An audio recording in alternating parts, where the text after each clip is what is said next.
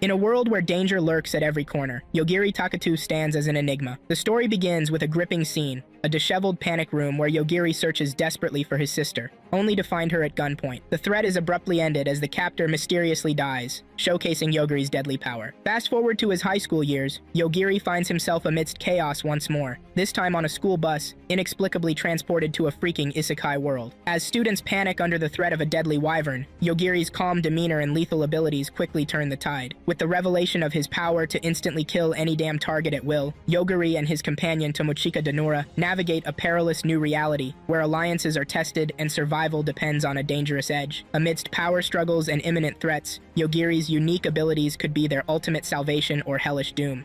Follow us through this as we properly dive into the full story. Don't hesitate to leave in the comment section what anime you want us to recap for your entertainment. The opening scene shows a panic room where everything appears to be in disarray. There is a boy, Yogiri Takatu, with one strand of hair each appearing from both sides of his head. He is walking around the room, looking for his sister. He soon finds his sister being held at gunpoint by a woman. The woman threatens to kill his sister if he continues moving. She is in the middle of her damn rant when she suddenly falls to the ground and dies. Yogiri runs over to his sister, Asaka, and he hugs her tightly. He then urges her that it is time for them to go home. The next scene opens on a school bus. Yogiri is now in high school and he wakes up from what appears to be a deep sleep. He is woken up by a girl, Tomochika Danura. Tomochika wonders how Yogiri has the audacity to sleep amidst all the chaos that is happening around them. The camera pans to the front of the bus to show one of the students being impaled by the tail of a wyvern. Yogiri picks up the microphone in front of him and throws it at the beast to make him leave the already dead student alone. The wyvern flies into the air and starts descending toward the bus at a very high speed. Tomo is already gripped with fear when she sees this and she holds Yogiri. She believes that they are joining their ancestors at that moment. However, Yogiri takes a deep look at the beast, mouths some words, and the wyvern falls to its death instantaneously. Yogiri then tells Tomo to open her eyes because the situation has been handled. Tomo is surprised by this, but doesn't have a single idea about what just happened. Yogiri sits down to play a game on his console, and this leaves Tomo more concerned that the guy can even relax and have fun. Tomo then asks him if he has any plans to leave the bus, and he says no. He believes that they are safer inside the bus than outside.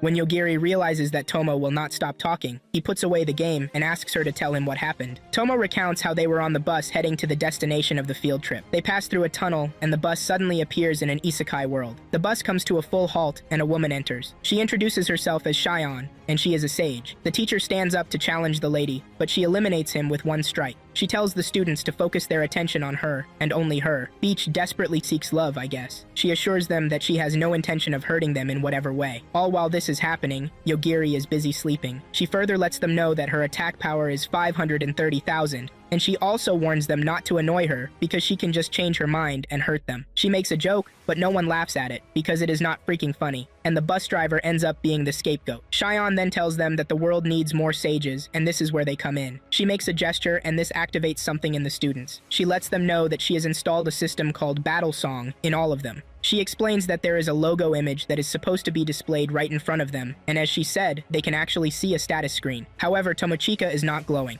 and neither does she have a status screen displayed in front of her. Tomo's friend, Mikochi, has the status screen in front of her, and she is also glowing like most. Shio lets the students know that what they are looking at is a gift, and she urges them to make good use of it in order to become a sage. Tomo raises her and informs Shion that she cannot feel any of the changes that are happening to her friends, and Shion replies that not everyone has the ability to become a sage. Before leaving the bus, Shion informs the students that their first mission will start in an hour, and she urges them not to get wiped. The status screen in front of Mikochi and the other students tells them that they should be prepared because a dragon is coming to attack them. One of the students, Suguru Yazaki, who has received the gift of a general, stands up to tell the students that it is imperative for them to clear the mission, and they need to work together to achieve that. He requests that all of them present their stats to him, and they all do, as said. Tomo looks around to find out that 3 other students aside from her didn't glow, and this includes Yogiri, who is busy sleeping. Moments later, the students with gifts step outside the bus, and when those without gifts try to, they are stopped by Suguru. He shows them his strength to make them comply with what he has to say about them not leaving the bus. Tomo speaks out and says those with powers are supposed to be protecting those without,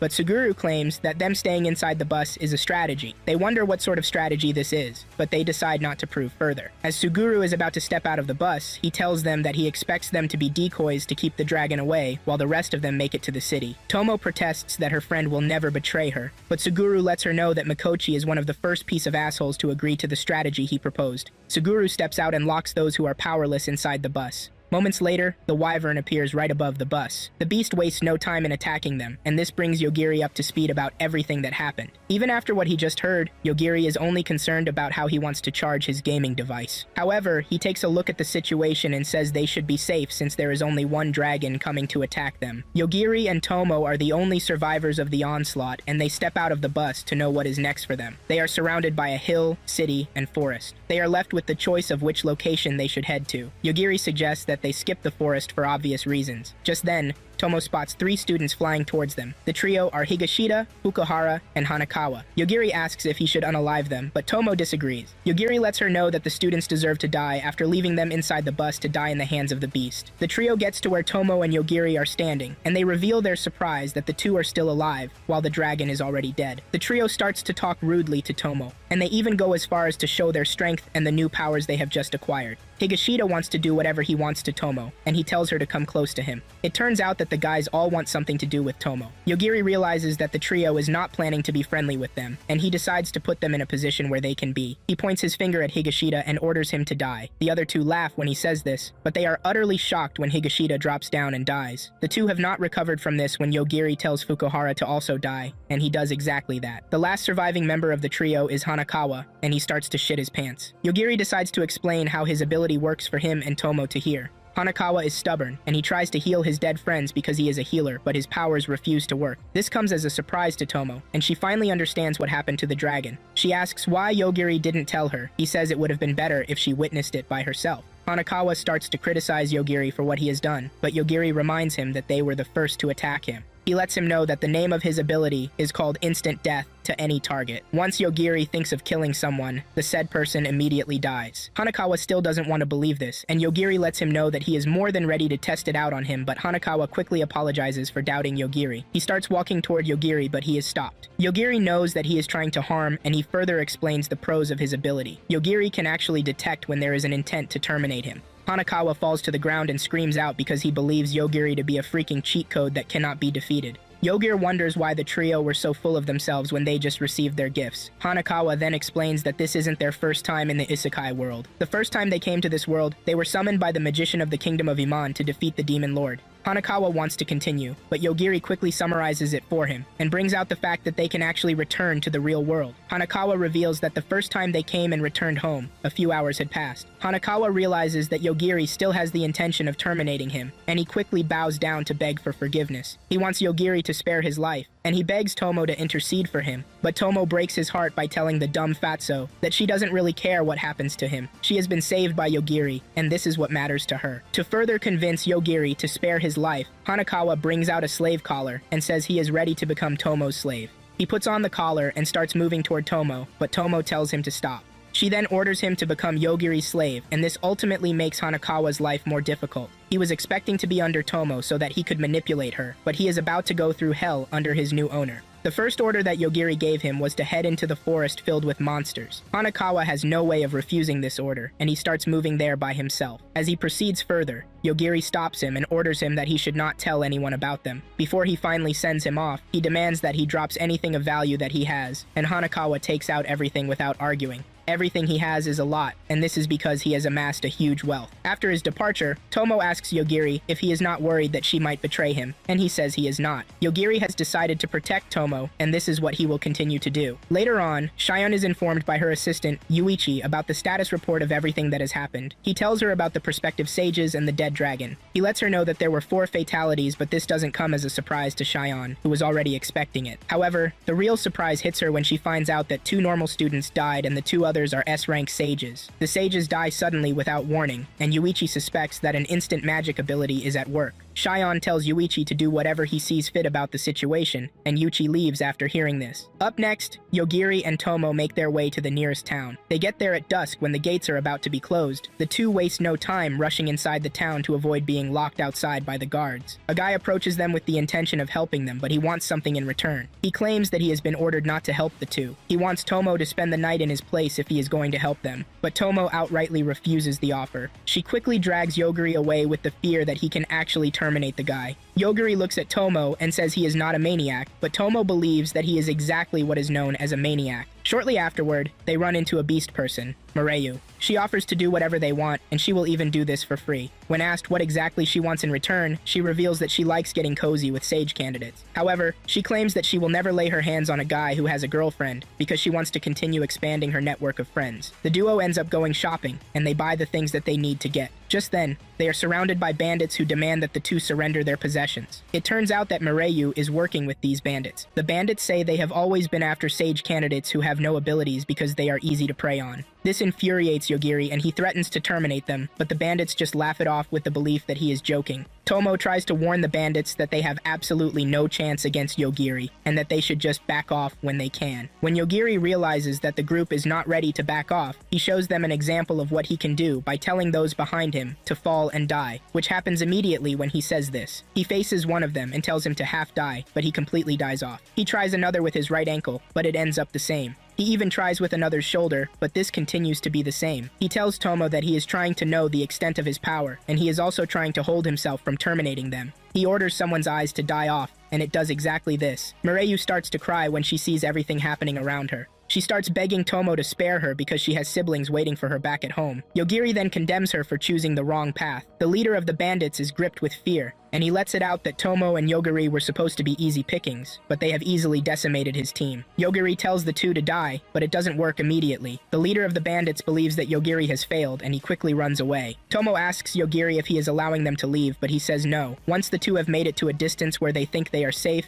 they both die. Tomo and Yogiri are about to leave when some soldiers appear behind them. The captain of the guards, Jorge, tells them to stop because she has some questions for them. She wants to know what happened to the crooks that are lying on the floor. Yogiri replies to the lady and says he has no idea what happened. He claims that they were walking in the alley and coincidentally found the bodies on the ground. Jorge says Yogiri is lying because she saw them surrounded by bandits, but the bandits suddenly fall to the ground. Tomo is infuriated when she hears this, and she asks the lady why they didn't interfere when the bandits had them surrounded. Jorge simply explains that they were waiting for them to be taken away by the bandits so that they could follow them and find out where the goons would sell them off. To put it simply, the guards want to use the two as bait to get a better handle on the goons. Jorge is confident that the two cannot use their abilities on her and her men. She claims that they have been blessed by the Supreme Being in respect to this. Just then, the sage with the guards informs the captain that he has used his appraisal eyes and he has been able to find out that the two don't possess any ability. This means the two are not capable of terminating the crooks, he says. The captain hears this and is visibly frustrated that her time has been wasted. She angrily walks away, but the sage stays back to apologize to the two for the inconvenience. Yogiri then asks the guy to show them to a place where they can spend the night,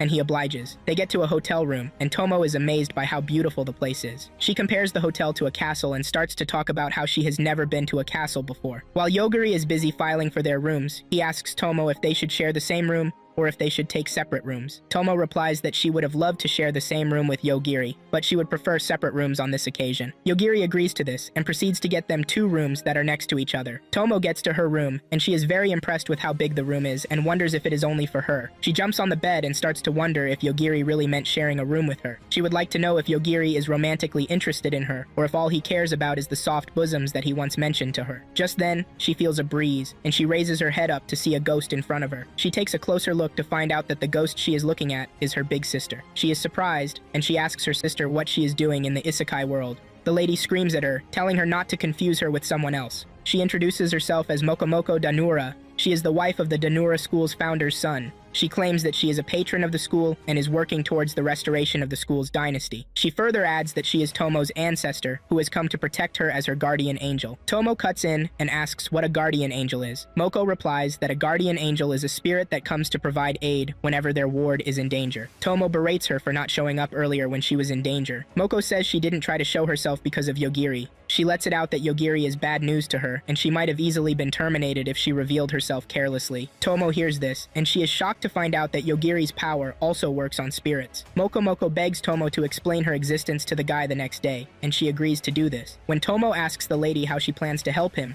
she simply says she is there to protect her against the supernatural. In fact, she was the one who prevented the gift from being installed in her. Tomo gets mad and asks why Moko will do such a thing. Moko then asks her if she would like something that she doesn't really understand inside her, and Tomo realizes that Moko is right. Tomo asks if everyone who doesn't have the gift has a guardian angel, but Moko says she has no idea about that. However, she is there to protect Tomo because she is the successor of the Danura School of Archery and the martial arts that have existed since the Heian period. In short, she wants to help Tomo return to the real world. She then passes the concepts of the martial arts on to Tomo so that they can start to germinate in her. The following morning, Yogiri sees Tomo looking all stressed, and he wonders if she didn't sleep over the night, but Tomo doesn't have a genuine answer for her. Just then, Celestina, who is a concierge at the hotel, shows up. Yogiri reveals that Celestina has been helping him out since the night before. She has been trying to find the whereabouts of their friends. Celestina hands Yogiri train tickets to the capital, and in return, Yogiri hands their treasures to her for safekeeping. Moments later, they get on the train, and Moko is still scared to move close to Yogiri, even though Tomo has told him about her.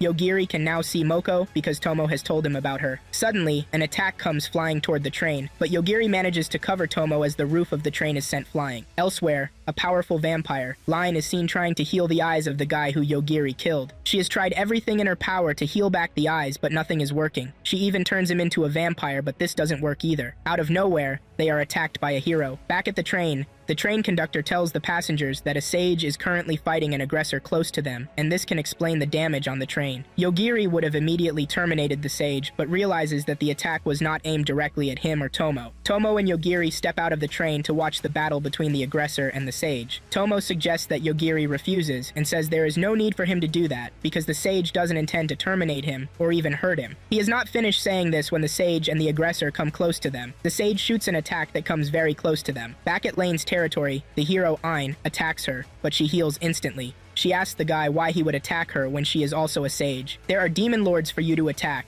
she says. The guy claims that it is time for him to put an end to Lane's tyranny. He activates his holy sword, and this takes down the entire building. After the dust settles, the hero is the only person, and he heaves a sigh of relief that he has finally gotten rid of the vampire. Now at the train route, Yogiri asks the sage why he would attack them even though they were not a threat to him. The guy speaks rudely to Yogiri, claiming that Yogiri and the other humans are supposed to thank him for saving them. Yogiri wastes no further time in arguing with the guy, and he just terminates the guy. Tomo is surprised to hear this, and she asks Yogiri if he terminated the guy, to which he says yes. Yogiri believes that the guy had it coming because of what he did and said. Just then, the aggressor begs Yogiri to not terminate him because he has no ill intentions toward him. Now at Lane's territory, Ain is left in total shock when he finds out that Lane is still alive even with the amount of power and energy that he expended. Lane simply answers that she is immortal and it would take more than that to terminate him. Lane simply picks up the guy and throws him downstairs. She then tells his assistants to track down and follow Yogiri. On the other hand, Yogiri asks the robot if he can help them get back to their world, and he says no. The only place he can return to is his own world, and when Yogiri suggests that he takes him to his world,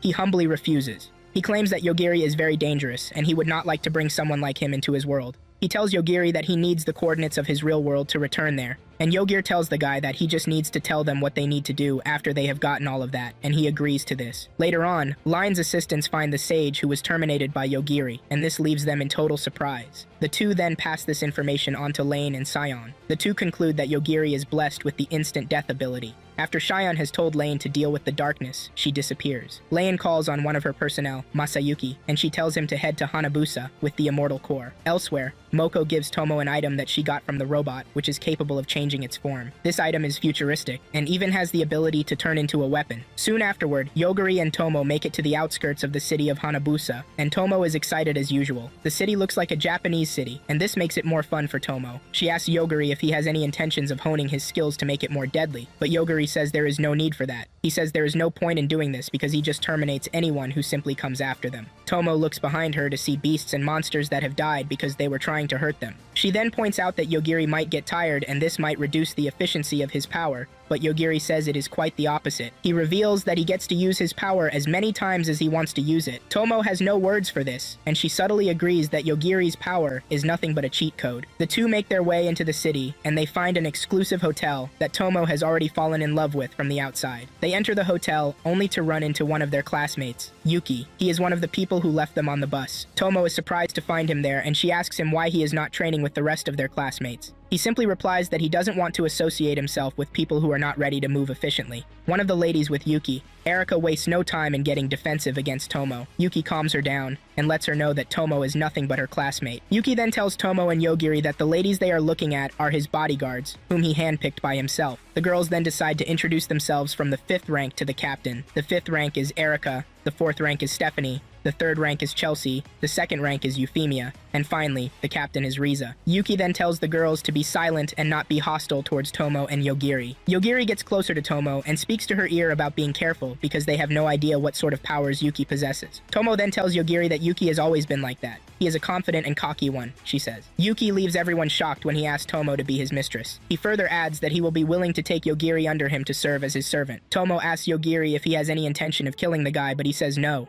He sees Yuki as an unintelligent person whom he doesn't need to stress about. They ask Yuki why he is so confident, and he reveals that he is a dominator. This is a class that grants him the power to control lower ranked as his slaves. Tomo scoffs and reminds Yuki that he is not done training because the rest of their classmates are currently in training. He then reveals what happened after they cleared their first mission. He lets them know that everyone was avoiding him because of his class until one of the students, who is a consultant, approaches him and gives him the solution to his problem. He tells him that everything he needs to do is get some weak people under him and get them to be victorious, and from there, he will be able to expand his rank. He took on the consultant's advice, and this is basically what pushed him to the successful era that he is currently in. After he reveals this, Tomo wonders why support characters are buffed in this world. After he has established what he wants with Tomo, Yuki tells his bodyguards that it is time they leave. However, he tells Tomo to think about what he asked, since he will be expecting an answer. As he leaves, Yogiri tells Tomo that she will be safer if she joins forces with Yuki. Tomo looks at Yogiri and lets it out that she is not pleased with what he said, and he quickly apologizes for this. Meanwhile, there is an aggressor which is known as Darkness that is currently on its way to a populated area. Leon is faced with this aggressor, and it is her task to take it down. Leon is confident that the aggressor has no chance against him. Soon afterward, Tomo starts to get worried because she hasn't heard from Yogiri, who has been sleeping. She wants Moko to go into Yogiri's room to check on him, but she doesn't want to do this because of the risks attached to it. Tomo plans to step outside and have a tour of the city. Just then, Masayuki barges into the city with his army of undead. He demands that people volunteer for the Corps. Tomo and Moko can see this from the window, and Tomo is surprised as to how rough things are in the isekai world. She decides that she is no longer stepping outside of the hotel. Meanwhile, there is a poltergeist at her door, and she has no idea about this. Moko is able to figure this out, and she tells Tomo about it. She confirms that the person is watching them with a hostile intent, but she cannot see them for some unknown reasons. Tomo decides that the best thing for her is to call Yogiri and ask him for help. Moko cannot believe that Tomo is completely reliant on Yogiri. She picks up the phone and dials Yogiri's room. Yogiri is busy sleeping and dreaming about his childhood dog, Nikori. Somehow he is able to wake up from the ringing of the telephone, and when he picks it up, he tells Tomo to stay put because he is on his way. Yogiri steps out of his room and he uses his power to scan the area. This gives him a clear view of an invincible person standing in front of Tomo's room. Without hesitation, Yogiri terminates the person. After he has taken care of the person who turns out to be Erika, he knocks on Tomo's room and she lets him in. He assures her that he has taken care of the threat, but lets her know that the hostility was aimed at her. Yogiri then picks up the phone to tell the management that he found a body, and he only did this to avoid suspicions. Meanwhile, Yuki and his bodyguards are exploring a ruin when he discovers that Erika's signal is gone. Back in the hotel, Yogiri suggests that they run because he doesn't want to fight with Yuki. Yogiri realizes that Tomo is pretty calm about the situation, and Tomo says she is starting to get used to the way things are happening. Now in the ruins, Yuki runs into a demon, who attacks him, but his attack has nothing on him. He defeats the demon with one attack and has him healed back up. He then converts the demon to one of his slaves. After this is done, Yuki starts to wonder what might have happened to Erika. He decides to check the log to see what happened, but there is nothing of importance that he can use from the footage that he is looking at. He starts to wonder why Erika is in the hallway in the first place, and the captain lets him know that she might have gone there to terminate Tomo, because she doesn't see Tomo as someone who is fit for Yuki. He immediately figures out that Tomo and Yogiri might be trying to run away. This prompts him to tell Riza and Chelsea to secure the two. Elsewhere, Lane is still busy fighting the darkness, and it doesn't appear that she is making any progress when it comes to this. In fact, she doesn't think the darkness is taking in any damage with everything she is throwing at it. Now at the hotel,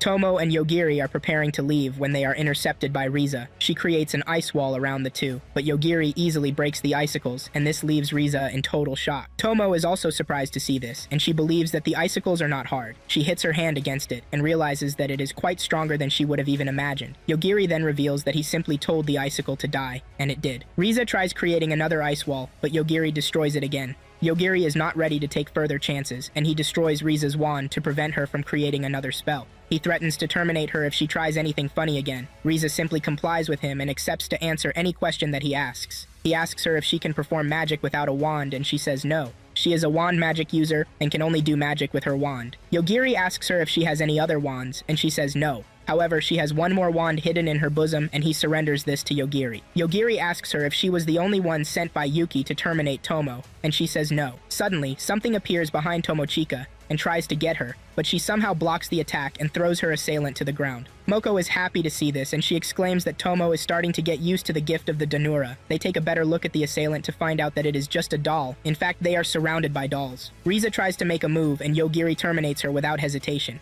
Chelsea, who is controlling the dolls from another location, orders her dolls to go after the Yogiri. Yogiri takes all of them down at the same time, and this hurts her damn much. Yogiri and Tomo open the door to find her sitting on the stairs. Yogiri decides not to terminate her because he takes pity on her after she begs them for forgiveness. Back in the ruins, Yuki has found out that Riza is dead and Chelsea has lost the will to fight. She has even given Yogiri and Tomo intel on where to find them. Yuki is surprised to find out that Yogiri actually has the ability to terminate things and humans with his thoughts. Yuki decides to lead them to a place where he can easily observe them and then proceed to terminate them. Yogiri and Tomo are climbing down the stairs when they are surrounded by a multitude of cockroaches. Tomo screams out in fear because she is scared of cockroaches. Yogiri says he can easily terminate them, but they all will just fall on them. Yogiri doubts if the flies can terminate people, but proceeds to make things worse when he says Tomo can die if a bunch of the bugs find their way into her mouth. Moko tries to pacify Yogiri not to terminate the cockroaches because, at the rate at which things are going, all the living things in the world will become their enemies. Yuki is preparing an assault against Yogiri, but the captain of his guards warns against this. She considers Yogiri an unknown power that they don't need to make an enemy out of. Yuki doesn't listen to his assistant and says he is going to do what a dominator will do. He orders all of the bugs to swarm and terminate both Yogiri and Tomo. Upon seeing this, Yogiri decides that he will terminate Yuki. Since Yuki is able to reach them from where he is, he should be able to do the same. Yogiri tracks down the source of Yuki's intent to kill,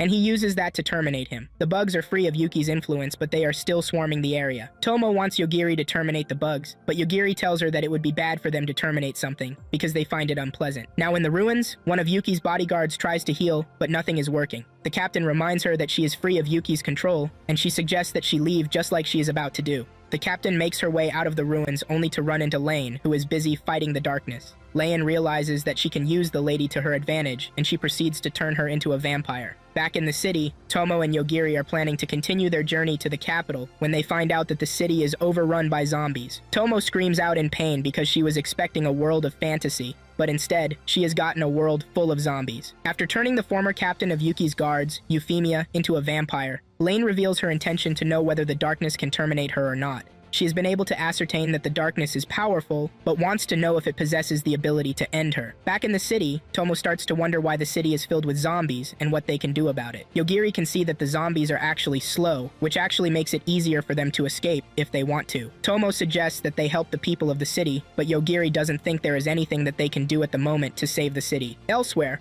one of Lane's followers who is in charge of the city, Ryota, is seen berating Masayuki for invading the city. He reminds him that Lane left him in charge of the city and wonders what the guy is doing there. Masayuki informs Ryuta that everything that he is doing is under Lane's orders. Ryuta is surprised to hear this, and he is even more surprised when Masayuki demands the key to the city. He starts to wonder what Masayuki wants to do with the key. After he has collected the key, Masayuki reaches out to the entire city via the PA system. The zombies stop moving before he starts to make his announcement. He introduces himself as the commander of the Immortal Corps, and he tells the city that he is looking for a man named Yogiri Takatu and a woman named Tomochika Danura. He tells the people of the city to bring the two to the central plaza in an hour, or he will make the zombies start moving again. He assures them that they have no way to run because the barriers around the city are up and running. The people of the city are then left with two choices. It's either they bring him the people he wants or he turns them into zombies. Ryuta confronts Mayasuki when he realizes that he is planning to hurt the people of the city. He is hurt because Mayasuki doesn't know how much he has suffered to get the city to where it currently is. There is chaos in the city because everyone is already looking for Yogiri and Tomo. The two hide out in an alley, trying to find a solution to their problem. Tomo wonders why they are being chased, and Yogiri remembers terminating a sage. He now realizes that some actions come with dire consequences. Just then, three people find Tomo and Yogiri where they are hiding out. Yogiri warns them not to get any closer to him, or they will suffer the consequences. One of them stubbornly charges toward Yogiri, and he is forced to terminate him. The other two run away when they see their comrade lying dead on the floor. After the two are gone, Yogiri reveals that he wasn't angry at Masayuki before, but now he is. He wonders if they will be able to negotiate with the guy if they go to the plaza by themselves. Without giving it a second thought, Tomo and Yogiri head to the plaza where they find Mayasuki and his goons waiting. Mayasuki is surprised to see the two, and he calls them boring people. He was expecting them to put up more of a fight rather than coming to him without stress. Yogiri simply tells the guy that he is out of his mind, and Tomo tries to defuse the situation because she can clearly see that tensions are rising already. Mayasuki asks the two what they want, and Yogiri reveals that all they want is to leave the city and head to the capital. He urges him to take down the barrier so that this will be possible. Mayasuki is angered when he hears this, and he laughs at the fact that Yogiri is demanding something from him when he has nothing to offer. Yogiri decides to offer him his life, even though he is not worth living. Mayasuki decides to use his power, and he orders his immortal core to go after Yogiri. He believes that Yogiri cannot terminate what is already dead, but he is left with total shock when Yogiri takes down his army with just his thoughts. Mayasuki and Ryota are gripped with fear when they see this, and Ryota quickly lets it out that he has no hands in everything that has happened in the last couple of hours. When Mayasuki asks Yogiri how he is able to terminate the dead, Yogiri replies that he is the one who decides what or who is dead. Even after hearing this, Mayasuki doesn't think it wise that he should step aside and do what is asked of him. He starts to transform into his beast form, but Yogiri just ends him before he even gets halfway through the transformation. Tomo scolds Yogiri for this because she would have loved to see the end result of Mayasuki, his transformation. She wonders who they are now to negotiate with after Yogiri has terminated Mayasuki. Yogiri tells her not to worry herself, and he walks toward Ryuta, who still has his hands in the air because of fear. Ryuta explains that the area is under Lane's control, and she is the one who ordered the two to be terminated. Tomo starts to wonder why Saiyan will bring them to this world as sage candidates and Line will be trying to terminate them. Ryuta has no answer to this because he doesn't usually involve himself in matters like this. Yogiri and Moko are able to figure out that the intent to terminate Yogiri is coming from all directions. Ryuta tries using the key to the city to access the barrier, but it is not working, and he starts to rack his head about what could have gone wrong. He realizes that the only person who can manipulate the barrier is Lane herself. Outside the city walls, Lane is busy doing all she can to make sure that Yogiri remains in the city. She asks Euphemia how much of a threat she thinks Yogiri is. Euphemia simply replies that it would be better if they withdraw and stop going after Yogiri. Lane is surprised to hear this because she knows that Euphemia has seen the true extent of her abilities, and she is still suggesting that she runs. With this, Lan can easily piece together that Yogiri is nothing but a formidable opponent. The citizens are now manipulated, and they have Yogiri and Tomo surrounded. Yogiri terminates any one of them who tries to come after him. He easily figures out that he is being tested, so that the person responsible can know the true extent of his powers. As this continues, Yogiri can see that Ryuta is distraught with the citizens who are dying in front of him. Since the darkness will soon enter the city, Lane plans to use this to terminate Yogiri. If she cannot do it directly, she will do it indirectly, which will make it look like a natural cause. Layan then splits herself into two. This surprises Euphemia because she is not expecting Layan to be this powerful. Layan tells her copy to move to the sky and make several copies of herself too. Yogiri feels this from where he is, and he tells Tomo that the hostility has gotten stronger. The darkness soon makes its way into the city, and everything in its path turns to dust. Layan explains to Euphemia that her copies have no memories of Yogiri, which means their attacks will not be considered hostile. Everything they do from that moment forward will look like the effect of a natural disaster. Now in the city, Tomo is surprised when Yogiri lets her know that he can actually get rid of the darkness. Ryuta then begs him to help if he can. Yogiri would have preferred not to help, but he cannot just leave things the way they are. He orders the darkness to die, and as his command takes effect, a bunch of red light attacks come flying into the city. Yogiri covers Tomo before she can get hit. Once they are in the clear, she asks him if they were attacked by the darkness, but he says no. He is confident that he has taken the darkness out of the equation. He says they are being attacked by someone who is trying to use the darkness's rampage to level the entire area. Yogiri plans to do something, but he doesn't know what the outcome will be. With the help of Tomo's exceptional sights, she is able to figure out that the red object that has been hitting the city since is a woman wearing a red dress. She has been coming down in hordes, and when Ryuta hears this, he easily figures out that the person who has been coming after them is Line. Yogiri says he cannot attack her since she is not aiming for him directly. Line has been able to find the perfect countermeasure against Yogiri. However, Yogiri realizes that he can do something about the situation when he learns from Ryuta that Lain probably has split into different copies of herself. As the mayor of the city, Ryuta has the ability to see everything going on in the city, and he pulls up a live map of the city. He tells Yogiri the patterns of attacks so far. He says the attacks have not hit the same place twice, and repeated attacks are not close to each other. With this, the team is able to figure out that they can actually stay somewhere that has not been attacked before, and they will be able to use this to their advantage. Ryuta offers to teleport them to the selected area. Even though it is dangerous, Tomo decides that she needs to be with Yogiri.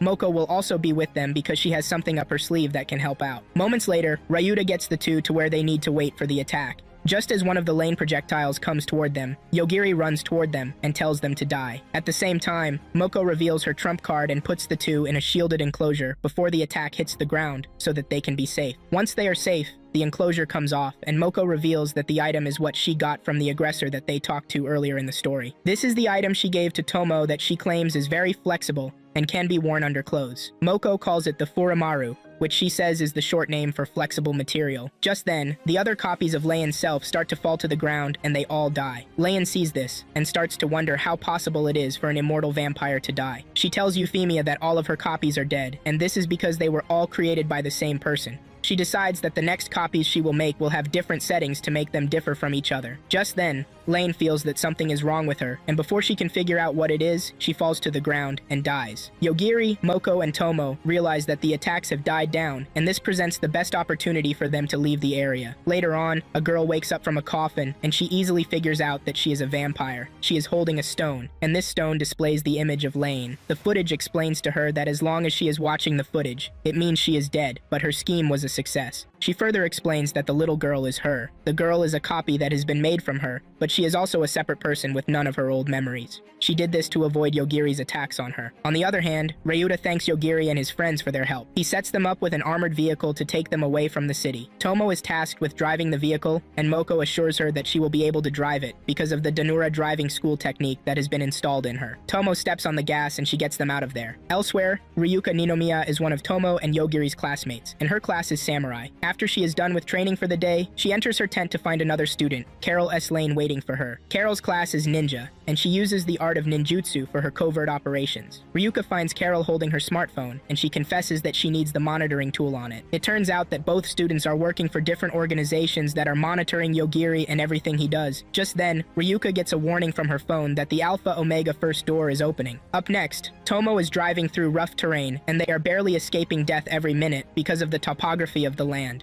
She would have loved Yogiri to help out, but he is busy sleeping as he does in the worst possible of times. Yogiri is busy sleeping, and also dreaming about a lady holding his hand, and asking him if the name Yogiri sounds right to him. A flashback scene shows Asaka Takatu applying for a job, and she is selected after she is done with the interview. The interview is done by a guy named Yukio Shiraishi, and one of the contracts of the job is that Asaka cannot complain even if she dies on the job. After the interview, Yukio tells Asaka to follow him, and she complies. She starts to wonder what sort of facility they are in, and the guy assures her that they are a respectable facility that conducts research. When she asks what is required of her, he simply tells her that they want her to take care of a monster. To cut it short, the facility is carrying out cursed experimentations. They get to a red passageway, and this freaks out the lady. However, she continues to follow the guy till they make it to an elevator. He asks Asaka if she is familiar with the term Alpha Omega, but she isn't. Yukio explains to her that it simply means the beginning and the end. In other words, it also means eternity or everything. He then makes it clear to her that this is the code name of the subject that she will be taking care of. Yukio says he doesn't know if the subject is human or not because he has never seen him. However, he is aware that the guy can terminate anything he wants to. Asaka is gripped with fear when she hears this and wonders why she has been selected to handle such a dangerous personality. Yukio says she has her teacher's license, and this is the reason she has been selected for the job. She needs to put a handle on the situation, because if things continue the way they are, humanity will perish.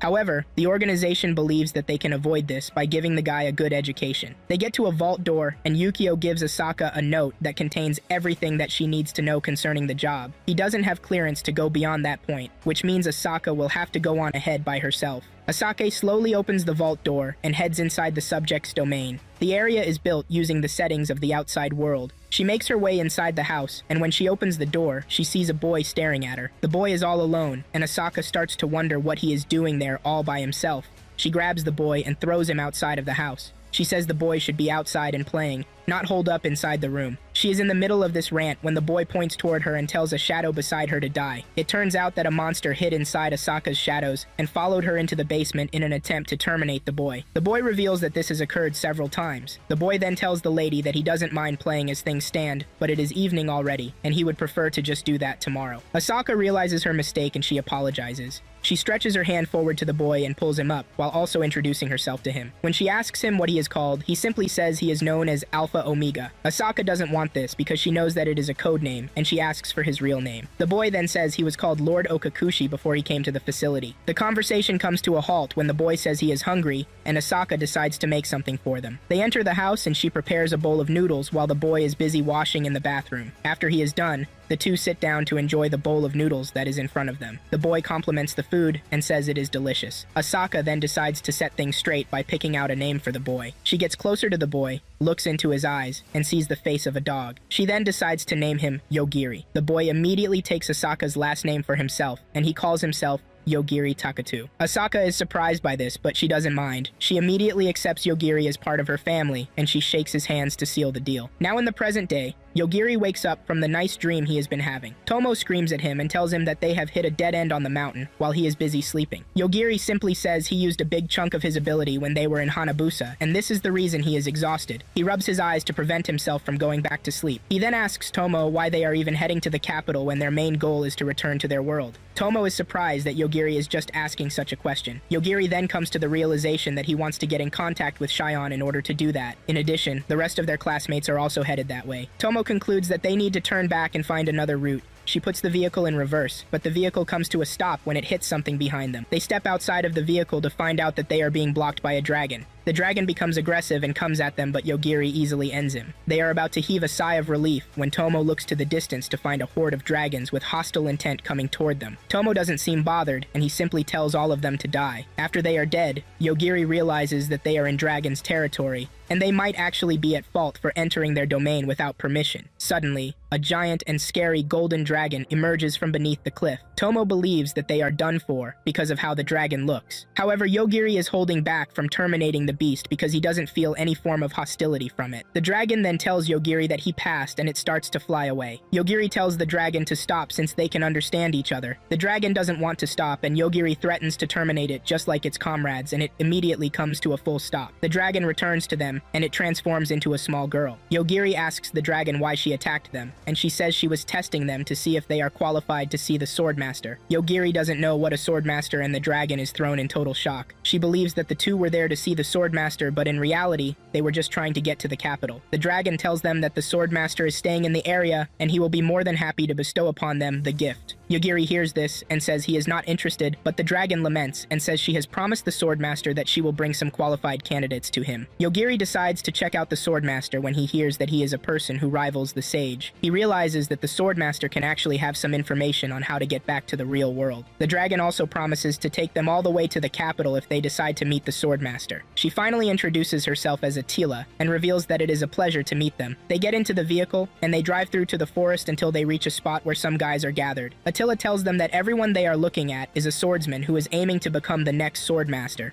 She adds that they will also be choosing the next knight of the Divine King that very day. One of the swordsmen walks up to Yogiri and his friends and calls them losers who are already disqualified. However, the Swordmaster, Arabe, shows up and tells the guy that no one is disqualified until they have shown what they can actually do. The Swordmaster then tells everyone to start terminating each other until he tells them to stop. He says all of them are disqualified if they have not come down to half in the next 10 minutes. Yogiri raises his hands and tells the man that they would like to leave because they never had the intention of participating in any battle in the first place. The man then decides to make things complicated. He says all the participants will be disqualified if a single person escapes from the scene. Upon hearing this, the swordsmen get down to business and start to fight each other. Some men approach Yogiri, and he is about to terminate them, but a swordsman wielding a shield and sword shows up, and he takes care of the assailants instead. The man tries to calm his counterparts by telling them that the Swordmaster is only trying to test them to see who is able to make the right decision, and climb to the rank of the Knight of the Divine. Moko and Tomo can see that the guy is a decent and skilled guy. Just then, some people show up behind them and try to attack them, but all it takes Yogiri is one word,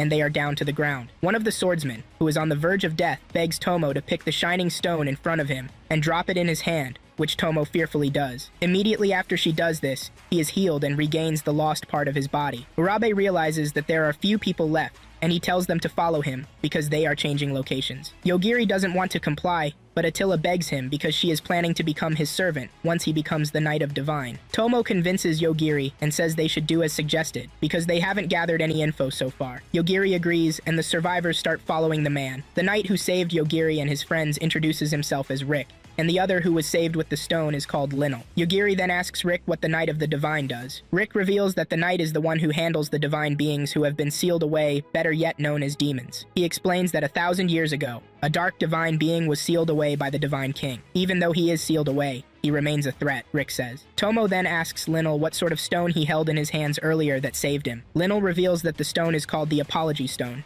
He has always been a victim of misfortunes and bad luck. He was once used as a sacrifice, and when he thought everything was over, a divine being appeared to him and handed him the stone as an apology for everything he has been going through. The stone has the ability to heal him and restore him to his optimal level anytime he uses it, Linnell reveals. He further explains that he gets new apology stones every midnight, depending on how many misfortunes he suffered that day. Moments later, Yogiri and his team walk past a barrier to get to an area with a tall tower. Moko sees this and urges Yogiri and Tomo to leave because she senses something sinister ahead of them. Linnell starts to feel pain from the miasma effect that is radiating in the area. Tomo does not feel this because Moko is protecting her. Rick also has a resistance to this, and he is not affected. Linnell gets things under control when he uses his apology stone again. Tomo wonders if the stone has any limit because Linnell can literally use it to overcome any difficult situation that he comes across. On the other hand, Yogiri doesn't seem affected. Moko then tells them that the effect of the miasma has dissipated, but there is no sign of Attila. They assume that she has been stopped by the barrier because those participating in the trial can go further. They enter the tower and they make use of the elevator to get to the top of the tower. Urabe then shows them something that is below the tower. He calls it the end of the world, and Tomo is able to use her exceptional sights to check out what is hidden inside the dark aura. She says a man in black and a woman in white appear to be frozen in the middle of the aura. With what she can see, she realizes that the woman's sword is running through her and the man in black. Apparently these two guys are the Swordmaster and the Dark Divine Being. Urabe says this world might come to an end one day because of this. Just then, one of the swordsmen, Frederica, cuts in and asks if everything will be solved once they are able to defeat the Dark Divine Being. Linnell is surprised to see Frederica there because she is the one who invited him to the trial. Frederica conjures a fireball and shoots it at the barrier, but she is surprised when the attack slowly fades away. Urabe lets her know that time flows differently inside the barrier, and that the attack she just made might take several hundred before it can reach the Dark Divine Being. Urabe informs the participants that the selection process will now begin, and she tells her assistant to tell them the rules. The rules are pretty simple. They are to reach the first floor of the tower from the roof within 24 hours. A participant, Teresa, asks if she will fail to pass the test if she just decides to jump down. The assistant says they need to go through the tower because there are points to be accumulated inside the tower. Tomo then starts to wonder if Yogiri can beat the Dark Divine Being with his power. Yogiri then says something to Tomo's ear that makes her scream out in surprise. After Tomo hears this, she suggests that they leave the area immediately, and Yogiri agrees to this. Linnell decides to follow them, but Frederica stops him and demands that he surrender the stone with him. Linnell is not ready to argue with her. However, he lets her know that stones only work for him. She hears this and angrily throws the stone to the ground and walks away angrily. Rick and Linnell decide to follow Yogiri into the tower and try to get to the first floor as required. They enter the tower to find out that most of the traps have been set off by those who entered first. All they need to do is make sure that they don't activate the remaining traps. They have not finished concluding this when Linnell's bad luck strikes again, and he steps into a trap. He is impaled to the wall, but thankfully, he has his apology stones to help him. Tomo suggests that Linnell attach a stone to his hand at all times since his bad luck will probably continue as they walk through the tower. He is the first to enter a room and the door locks behind him, leaving him to scream out in pain. Moments later, they run into Teresa, who was once a divine knight, but was stripped of her title. The entire room that she is standing in is rigged with a thin wire that is capable of ending them immediately. Teresa activates the wire and tries to end the group, but Rick keeps them shielded. However, there is no way for them to escape without getting hurt or terminated. Yogiri gets tired of this and simply tells Teresa to die. After Teresa has been terminated, they find Linnell's detached hand on the floor, and this is the hand that holds the stone. Thankfully, Linnell still has life left in him, and they quickly give him the stone so that he can come back to normal. Soon afterward, they reach the 98th floor, where one of the concierges informs them that it is a safe floor. They are free to sleep, and accommodations have also been made for them. The group decides to split up and get their other affairs in order. Linnell would like to use the opportunity to replenish his apology stones. Yogiri and Tomo have no choice but to share one room because that is the only one available to them. Tomo is worried about Moko,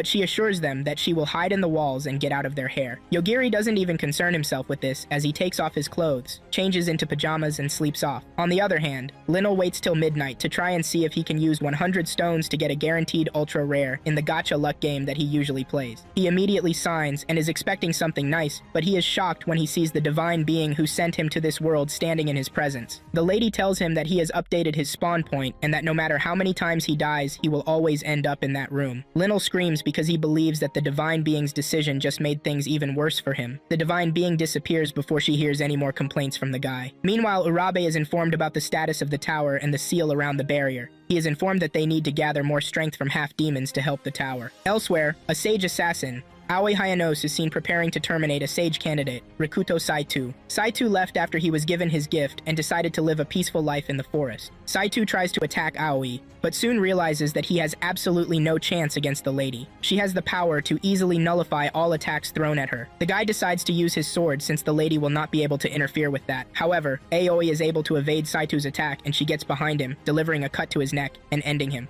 Once she is done with terminating the guy, she receives a message telling her of her next targets. Her next targets are Yogiri Takatu and Tomochika Danora. She wonders why her expertise is needed to terminate the said sage candidates, but she has no choice but to comply. Just then, Hanakawa comes running from inside the bush. He begs Aoi to take him in, and explains that he was formerly under Saito. She has terminated Saito, which leaves him with nothing to do. He begs Aoi to make him her servant, and Aoi reluctantly agrees to this, because she sees Hanakawa as a funny creature. The following morning, Tomo wakes up to Moko's incessant plea to get her to stand up. She finally opens her eyes to find Yogiri sleeping soundly while resting his head on her bosom. She is taken aback by surprise when she sees this, but her face turns red from blushing. She then takes a look at Moko, who has been disturbing her, to find out that she is halfway stuck in the wall. Tomo asks her why she is stuck and explains that after the two go to bed, she sees Yogiri throw his hands around Tomo. She doesn't want to intrude and she decides to leave. This was when she got stuck in the wall. She explains that the tower is trying to gather all the spirits and souls of the dead for some unknown reason. This explains why there is a suction in the walls and floor of the building. Tomo is surprised to find out that Moko has been stuck the whole night, and she is about to even be completely sucked in if nothing is done to avert this. Yogiri wakes up just in time and starts to wonder what he can do to get the situation under control.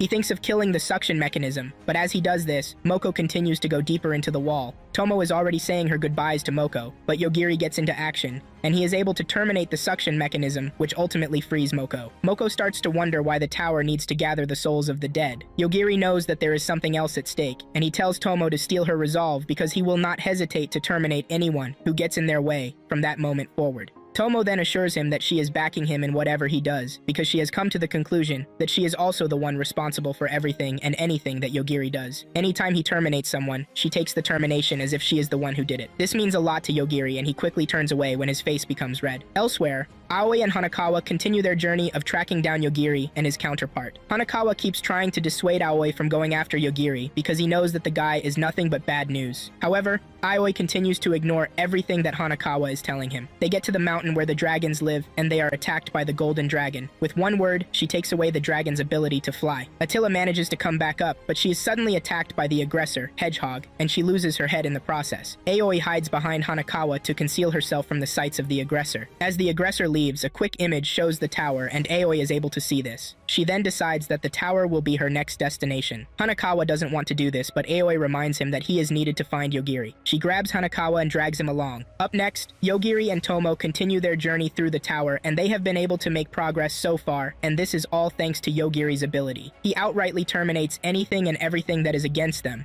Suddenly they run into a guy, and he turns out to be the creator of the tower. This gives him the ability to be able to pop out of anywhere at any time that he wants. Yogiri tells the guy that he just wants to leave and nothing more. The guy refuses and says the tower's existence is to maintain the barriers that conceal the dark divine being. The guy insists that he is not going to allow them to leave no matter how they try to convince him. He introduces himself as Iglesia and starts to power up his staff in an attempt to hurt Yogiri and Tomo. As usual, Yogiri tells him to die, and he does exactly that immediately. Tomo wants to complain about this because she knows that the guy is a VIP, but Yogiri reminds her that he was just about to terminate them. Moments later, Rick finds Frederica forcing Linnell to engage in some high-risk battles, and she is doing this to train him. In addition, she wants Linnell to gain some points while he is at it. Linnell manages to get through the challenge that is in front of him, and he informs Rick that this is possible because of the new pieces of equipment he acquired from the gacha. Later on, Yogiri and Tomo get to a floor where they find two participants fighting each other. A guy, Masaki, is sitting on a chair like he is a king, and he is in charge of the fight that is happening. The battle between the two ladies seems intense, but Yogiri is not interested. He just wants to cut through there and leave without causing any problems for himself or them. However, they find out that Masaki is sitting in front of the floor floor's entrance, and they can beg him to let them pass. The girl in white decides to get serious when she realizes that she has been figured out. She takes off her hood to reveal that she is a half-demon. She is determined to terminate Masaki and his goons before the other sword masters can find her. She releases a powerful attack from her sword which hits the girl, Shiro, whom she has been fighting since. She expects the attack to terminate Shiro, but she is left in total shock when Shiro comes out unscathed.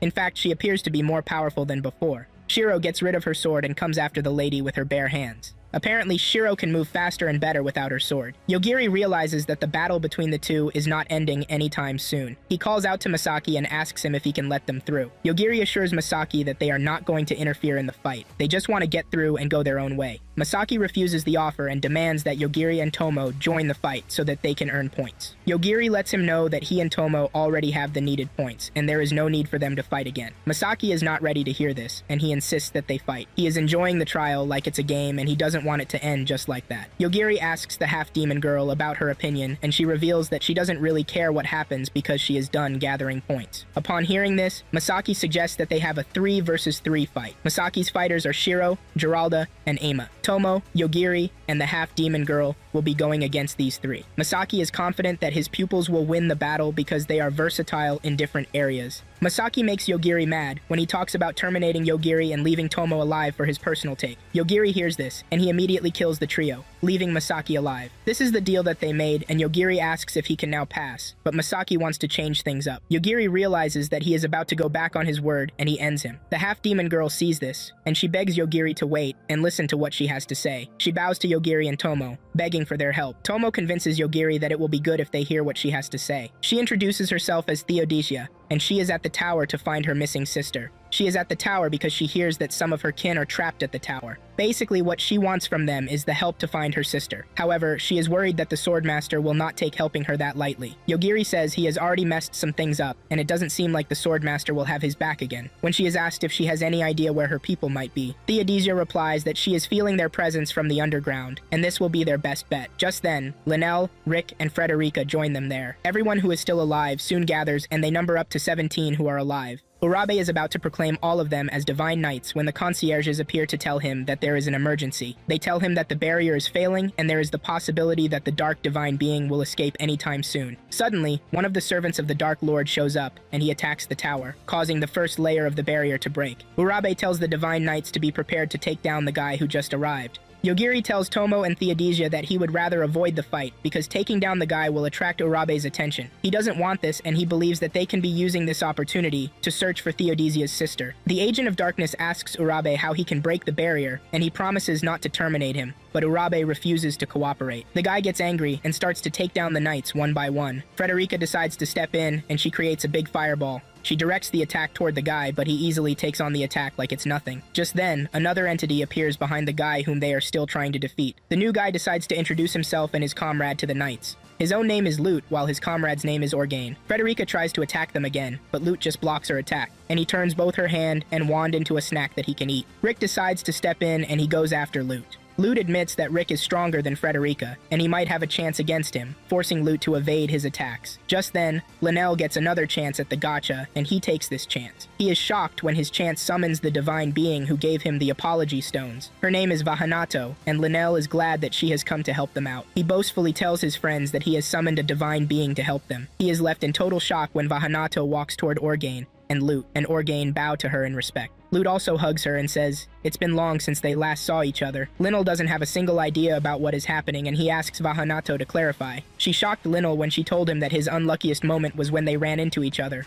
On the other hand, Yogiri and the other two are still looking for Theo's people. As they climb down the stairs, Theo can sense a slight amount of her people's magic, and this tells her that she is on the right path. However, there is a barrier right in front of them, and Yogiri is doubtful about touching the barrier. Suddenly, something passes by them and cuts the barrier. They find a dark room that appears to house the people whom Theo is looking for. She enters the room and Yogiri tells Tomo to stay outside while they investigate. The two enter the room and they find a bunch of half-demons who are kept in a tube so that their magic can be used for the tower. This breaks Theodosia's heart, but she takes relief in the fact that her sister is not among them. She breaks the tube so that she can give her people rest. After this is done, Tomo asks asks Yogiri what they need to do. He says their next step is to head upstairs. When they ask Theo what she wants to do, she reveals her intentions to avenge her people, and to do this, she wants to terminate Urabe. Now on the roof, Urabe decides to promote Rick to the rank of Swordmaster because he sees that the guy is somewhat capable. If Urabe dies, Rick will become the new Swordmaster. He tells Rick to make use of the power that has been stored in the tower, and with this, he should be able to put up a fight. Linnell apologizes for his part in everything that has happened, but Urabe scoffs and says he was not expecting anything better from him in the first place. Linnell decides to take action and try to get things back to how they were. He asks Vaha why she is talking to the enemy. Vaha then reveals that the being stuck inside the barrier is the love of her life, and his name is Albagarma. Everyone is shocked when they hear this, because it is normal for people to be fearful when they are talking about Albagarma. Vaha further adds that she sent different messengers to try and free him, but they were all terminated by the Swordmaster. This was when it dawned on her that she could use Linnell's bad luck to wipe out humanity. Linnell is thrown aback to hear this because he never expected his luck to be so bad that it would be capable of wiping out humanity. Vahanato checks her mirror to find out that the creator of the tower is dead, which means there is no way for them to fix the barrier that is already falling. She even gets more excited when she realizes that the other person who could rival her is dead, and she is talking about Masaki. For some reason, Yogiri is the one who terminated all these people. Linnell realizes that his bad luck is too powerful, and he threatens to terminate himself, to which Vahanato tells him to go ahead. She lets him know that he will truly be dead if he dies this time around. She has gotten rid of the random walking ability, but she urges him to stay alive and watch her lover come back to life. She grabs the barrier core with the intention of crushing it. Yogiri and the other two return to the roof at that same time. Tomo easily figures out that things are about to get worse. Vahanato excitedly breaks the core and waits for her lover to emerge. The barrier breaks completely, but everyone is thrown into total surprise when the Dark Lord falls into the river below. It appears that the man is dead, but the Divine King frozen with him is alive. Apparently, Yogiri was the one who accidentally terminated the Dark Lord, and this was what he told Tomo that freaked her out. During the commotion, Theo goes after the Swordmaster, and she beheads him. At the same time, the aggressor shows up and impales Vahanato. It turns out this was the monster that broke the barrier when they were downstairs. After Hedgehog has impaled Vahanato, it flies away, leaving her to die. However, Lute gets down and heals the lady back. Orgain flies to the river, and he checks out the Dark Lord to find out that he is truly dead. Orgain is ready to do anything to bring his master back to life, and he orders his men to go after the humans in an attempt to make all of them a sacrifice to bring his master back to life. The demons fly toward the tower, but the Divine King tells Rick and the like to stay close to her. She creates a barrier to keep them safe from the incoming attack.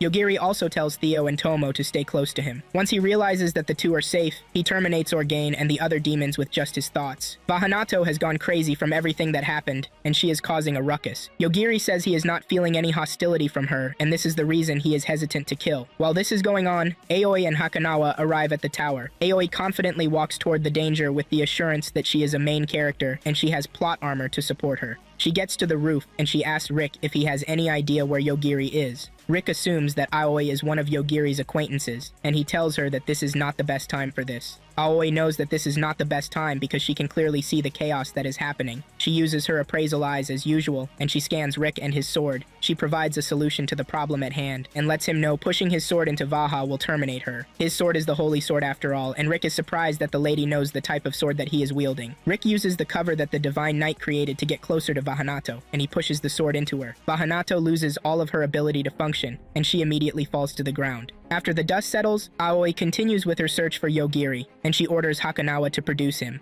Hakanawa starts to cry because he is scared that meeting Yogiri will be his end. The dust in front of them clears out, and standing there is Yogiri with her friends. Aoi decides to check out his stats. She takes a look at him, and she is immediately gripped with fear. She calls Yogiri the destination of all fates and the end of all things. She wonders what sort of monster Shion has summoned into their world. Yogiri and Tomo see Hanakawa, and they demand to know his business at the tower. He immediately raises his hands in fear and says he was forced to come there against his own will. Aoi is so scared that she decides to throw Hanakawa under the bus. She claims that she is there to hand Hanakawa over to them because she realizes that they are classmates. After she says this, she vanishes into thin air without turning back. After she is gone, Hanakawa is left with Yogiri, and he starts to explain how he was able to break free of the slave collar. He reveals that the collar was actually working, but it is not designed to work for long. The following morning, they come together to find out how many of them are left. Theo asks Rick if he wants to continue the deeds of his predecessor, and he is seriously considering that. Yogiri tells Theo that he will be willing to help her enact her vengeance, if she wants. Rick laughs when he hears this, and tells Yogiri to stop talking so rudely because he has no ability or power whatsoever. The Divine King taps Rick from behind and warns him about the way he talks. She reveals that Yogiri was the one who terminated the Dark Lord and the rest of his minions. Rick is shocked to hear this, and all he can ask is, "Yogiri, what are you?" Yogiri simply says he is just a high school student. Rick asks Yogiri what he plans to do next, and he reveals that he will continue his journey to the capital. Theo thinks of following them to look for her sister Euphemia. The moment they hear this name, they remember coming across someone with the name in one of the cities that they have gone through. The Divine King also decides that she will be heading to the capital.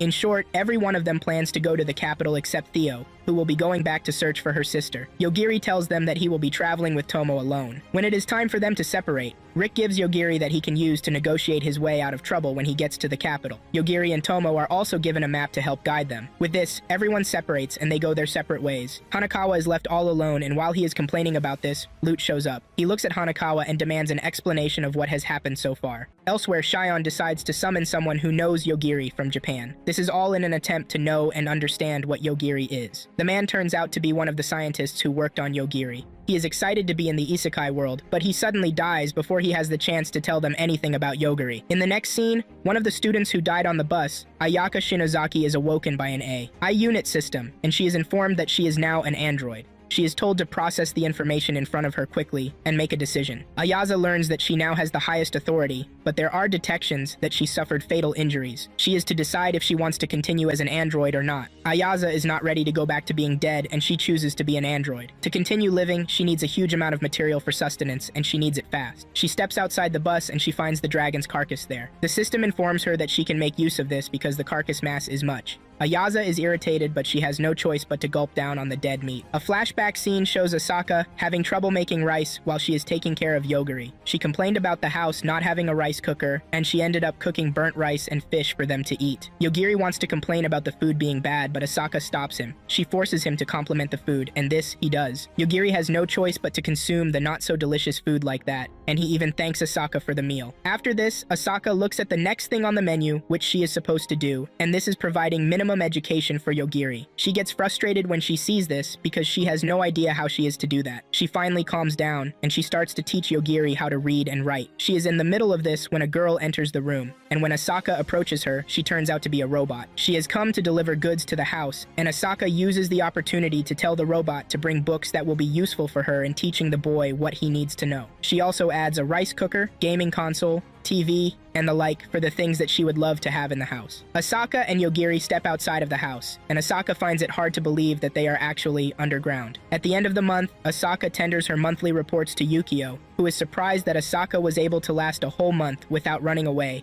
or getting annihilated by the boy. Asaka says she needs more people to help her in taking care of the boy, but Yukio doesn't think that will be possible because everyone tends to bow out on the first day. When Asaka is asked if she hates her work, she immediately says yes. She hates the fact that she is locked away, but Yukio brings out an envelope that contains her pay. She is surprised to find out that the pay is quite high. However, she believes that no matter how much the pay is, it doesn't complement the fact that she cannot go outside. Yukio tells her that she can actually go outside, but she is the one who hasn't asked or talked about it. She wants to know who will be taking care of the boy, and Yukio says the robots are in charge of that. Upon hearing this, Asaka slaps onto the table her request to go on vacation. Soon afterward, Asaka wakes up in a dark room, and this catches her by surprise. She starts to wonder where she is and how she got there. She tries to remember how things happened after she left the facility. She remembers going on vacation and buying expensive things for herself. The last thing she remembers was being in a hotel room. A voice comes up to inform Asaka that they have no intention of hurting her, and they urge her to stay calm. It turns out that she has been taken into captivity by the same facility that she was working with. They claim that all they want to ask her are a couple of questions. Later on, Yogiri starts to wonder where Asaka is. She asks one of the robots about Asaka's whereabouts, and they tell him that Asaka is on vacation. This continues for a little while, and Yogiri decides to take things up. She asks the robot where Asaka is, and when the robot tells him that she is on vacation, he demands to know exactly where she is. The robot then tells Yogiri that the people who know where Asaka is are the researchers. Yogiri then demands that the robot take him to them. She takes him to the wall that leads to the outside facility, and tells him that it can only be opened from the inside. Yogiri looks into the camera to communicate with those in the control room, and he demands that they open the door.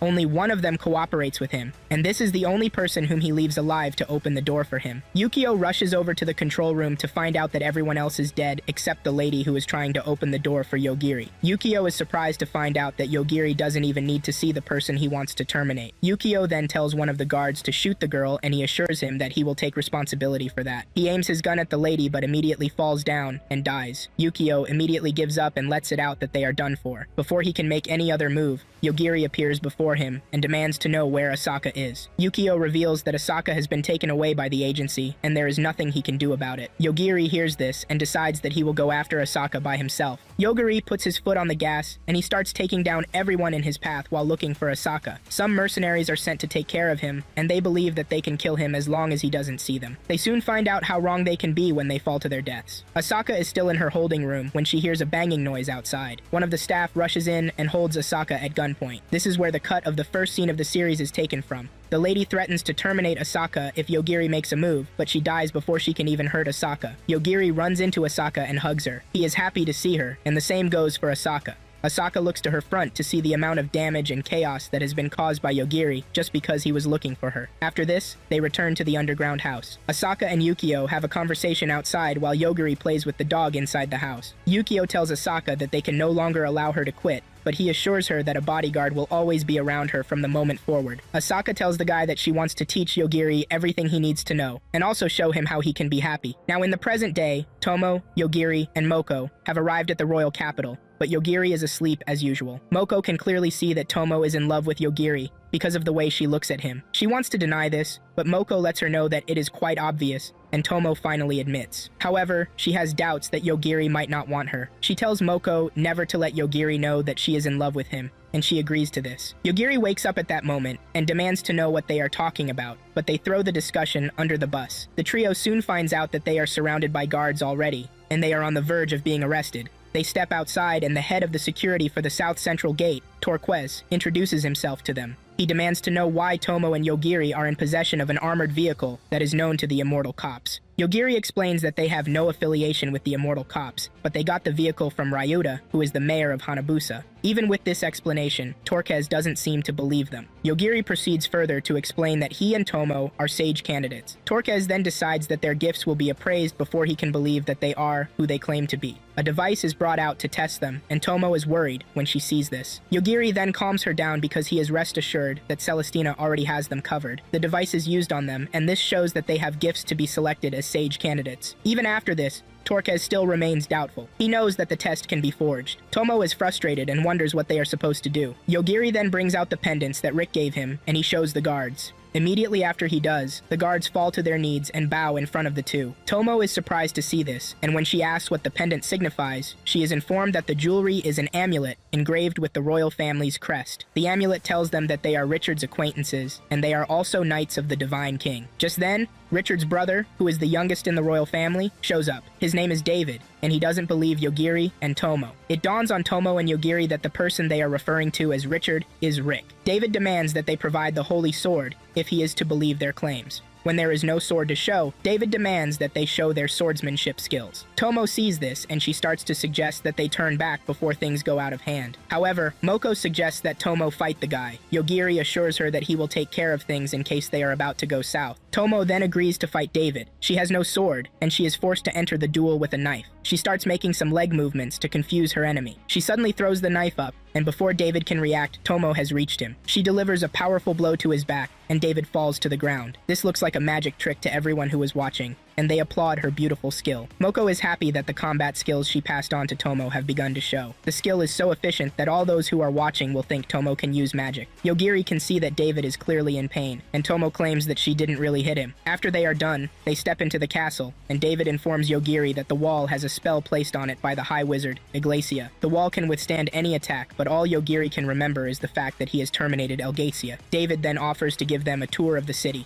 As they walk through the city, Tomo mentions the high number of people who are practicing martial arts, and David reveals that they are explorers. They are warriors who will challenge the underworld, he says. He explains that there is a Dark Lord sealed under the royal capital. Tomo is surprised to find out that the Dark Lord who was earlier defeated is not the only Dark Lord who poses a danger to the world. Moments later, Yogiri tells David that he can now leave them to explore the city on their own, and he obliges. After he is gone, Yogiri reminds Tomo that they will soon meet their classmates. He wants to know if Tomo is ready to forgive them for what they did. Shortly afterward, they enter the hall where the rest of their classmates are seated. The king of Mani shows up to welcome them and inform them of their mission. One of the students, Shinya, stands up and starts talking to the king rudely. He even goes as far as to walk up to the king. The king draws his sword, and when Shinya tries to stop him with his powers, he loses his fingers. It turns out that the king is powerful, and he is not someone they can just mess with. He tells them that they all need to accomplish a great achievement if they are to become sages. Meanwhile, Aoi has reported back to Sion, and the Proud Beach is not who she used to be after encountering Yogiri. She now sees Yogiri as a force they are not supposed to touch or meddle with.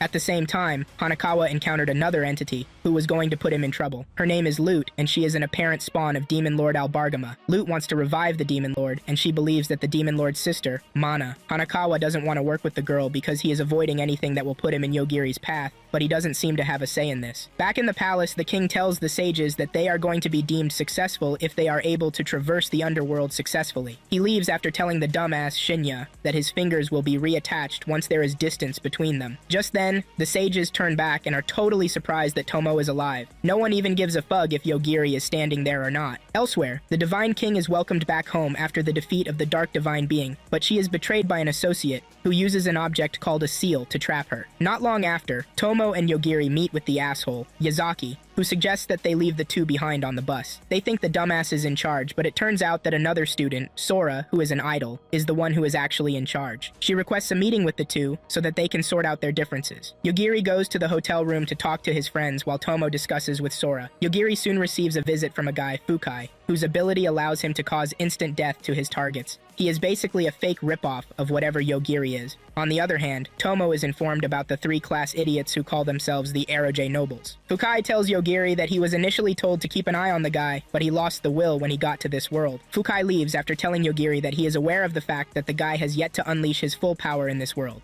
Later on, two girls, who are apparently from the agency, Carol and Ryuko, come to apologize to Yogiri. Rokuo knows the guy can easily end them if he wants, but they want to avoid any situation that might bring this to reality. Fukai was also one of those who were supposed to be watching him. Elsewhere, Euphemia is still trying to figure out what is happening to her when she is suddenly attacked by the old vampire. Without doing too much, Euphemia easily takes out the freaking Bat Lady. Meanwhile, Yogiri has told the girls about his next move. He is planning to talk to Sion the Sage about the possibility of them returning home to avoid further conflicts. The dumbasses have never thought about returning to their world this entire time and have done everything sent their freaking way. Shortly afterward, they split themselves into two groups in an attempt to clear the underworld. Tomo is a different group from Yogiri. Rick is leading Tomo's group while David is the adult in Yogiri's group. Rick wonders why he is included in the squad because the team seems to be overpowered without him being there. Tomo is also a beast when it comes to combat as she takes down monsters. On the other hand, Yogiri is trying not to use his powers. He decides to engage with a monster using a sword. He is clumsy with the weapon, but he is able to pull it off nonetheless. In the city, Hanakawa is having one of the worst moments of his life.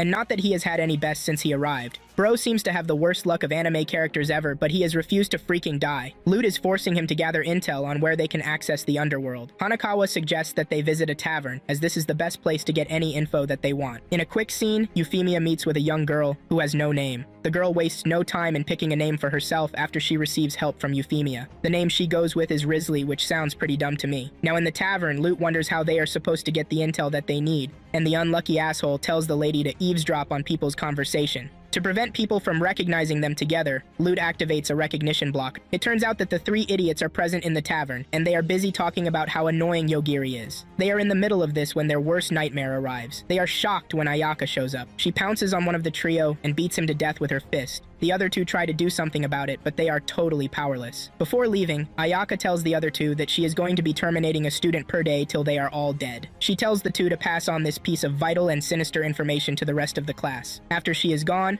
Hanakawa tells Lute that Ayaka is furious because they left her behind to die. This is when he dawns on the piece of shit that he is also a target for Ayaka. Just then, Sion shows up in the room, and it seems the recognition blocker has no effect on her. Hanakawa wants to run away, but Sion offers to tell him everything that they need to know concerning the underworld. Shortly afterward, Sion almost ends Hanakawa's life. but Bro's luck is there to save him yet again. Lute believes that she can actually take on Yogiri, but she doesn't know the punch he packs just yet. Before leaving, Saiyan finally tells the two about the underworld and how they can access it. Later that night, Yogiri and his friends are seen talking about their advancement in the underworld. Saiyan is also informed of their progress, and it seems they are going faster than prepared for. Saiyan plans to disrupt their plans by throwing a plank in their way. Not long after, Haruto comes to Saiyan's room to ask for an extension of the deadline. Saiyan then makes a deal with him. She wants him to get rid of Yogiri before she can consider whatever he is bringing to the table. Up next, Ayaka comes in contact with another student, Rihanna. Her power allows her to deal 100 times the normal damage when it comes to hand-to-hand combat. She comes charging at Ayaka, but Ayaka takes off her hand with just one command called the Dragon Claw. Rihanna claims she is weak at the moment because of the seal placed on them by the king. Ayaka is disappointed to hear this. She decides to leave, telling Rihanna that they are going to continue the fight once the seal is lifted. Meanwhile, Hanakawa and Lute just arrived at the first layer of the underworld, and they have come across Mana already. She claims to have come out in no time after perceiving her brother's scent. At the same time, the Assassin Guild has received a request to terminate Yogiri. Shortly afterward, Yogiri tells Tomo that he has been working on his skills. He is trying to hold back from completely ending his targets. In the underworld, Mana tells the unlucky Fatso and Lute that she was sealed away. However, it is a weak seal that can be broken by anything that has a connection to her brother. Seeing that Lute is present, she is confident that she brought an item like that. Lute makes things easier for the beach by telling her that she brought the key to the seal. Elsewhere, Ayaka decides to go after the king, because she wants to take on the students when they are in their prime. The king is peacefully doing his man-to-wife duties when the annoying beach, Ayaka, shows up. The king doesn't seem moved by Ayaka's presence due to the fact that he is also powerful. However, he soon learns that Ayaka is way out of his league. With just a single command, Ayaka takes down the king's defenses and also terminates him. Once the king is dead, she believes that the seal is broken and she can now go after the students without having to hold back. Hanakawa is left severely traumatized when he meets Mana's spawns. It turns out that the freaky-ass lady can just imagine a baby and give birth to the said person. Rihanna just finished having her hands reattached when Ayaka arrived at her doorstep to conclude their unfinished battle. Rihanna believes she is overpowered now, and she rains lots of punches on the lady. However, Ayaka takes off the just reattached arm yet again. Rihanna tries fighting with her other hand, but Ayaka uses the Dragon Tail command to strangle her till she crosses over to the afterlife. Walking in the streets, Yogiri notices that someone is tracking him, but he doesn't want to let them know yet. It turns out that there is a sniper aimed at Yogiri. The guy doesn't want to do this because he knows what Yogiri is capable of doing, but he is being forced. It turns out that the Assassin's Guild is carrying out an experiment to see if someone who is forced to target Yogiri will not die, since it is not his pure intention to hurt the guy. However, this doesn't freaking work, as the guy behind the sniper rifle loses his life before he could even fire the shot. As if this is not enough, Yogiri is targeted again when he and Tomo are assessing the damaged site that Ayaka left behind. Yogiri turns to whoever is monitoring him and lets him know that he has overdone it and he is now coming for him. The assassin guy immediately starts to shit his pants because what Yogiri just did is supposed to be impossible. Moko also shows up to tell Tomo that she has gotten rid of all the monitoring signals. The assassin guy tries to escape in his chopper, but Yogiri takes him down, telling him not to run because if he tries to do so, he is going to end him immediately. It turns out that Moko has also taken care of all the assassin spirits that the guy sent to hunt them. This is surprising to the guy, but little does he know that no spirit comes close to Moko when it comes to combat. The guy tries to use a wolf, but Yogiri takes it down. He tries using a powerful being, but all it takes from Yogiri is the word and the being is dead already. Yogiri is then attacked by a robot, Enju, who is working for the piece of shit. Yogiri easily controls the robot, telling it to shut down, and it does. Once this is done, Yogiri turns to the assassin, demanding that he tell him everything he knows. Haruto is also monitoring the situation, and he is starting to believe that Yogiri might actually be invincible. On the other hand, Lute tells Hanakawa that she might die, and she wants him to protect the key that she gave to him. After hearing everything that the assassin has to say,